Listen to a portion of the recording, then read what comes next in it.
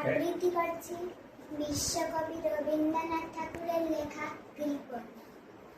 আমি ভিক্ষা করে ফিরতেছিলাম গ্রামের পথে পথে। তুমি তখন চলেছিলে তোমার শহরের রথে। অপূর্ব এক স্বপ্ন সম লাগতেছিল চোখে মম। কি বিচিত্র শোভা তোমার, কি বিচিত্র সাজ। আমি মনে ভাবতেছিলাম এ কোন মহারাজ।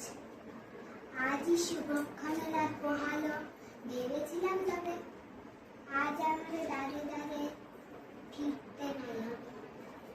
বাহি হতে নাহি হতে তাহার দেখা পেলেন পথে।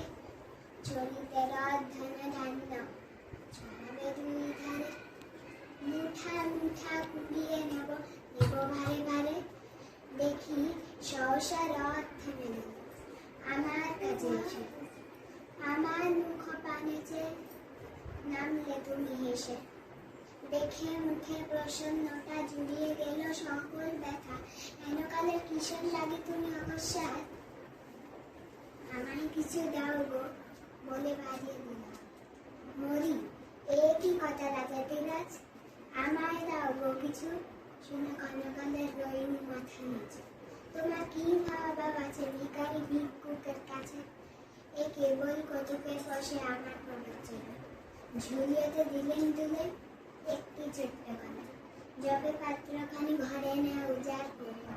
এ কি ভিক্ষা মাঝে একটি ছোট্ট সোনার কণা দেখি। দিলেন যারা ভিখারিরে স্বর্ণ হয়ে এলো ফিরে। তখন কাঁদি চোখের জলে লুটি নয়ন। তোমায় কেন দিইনি আমার সকল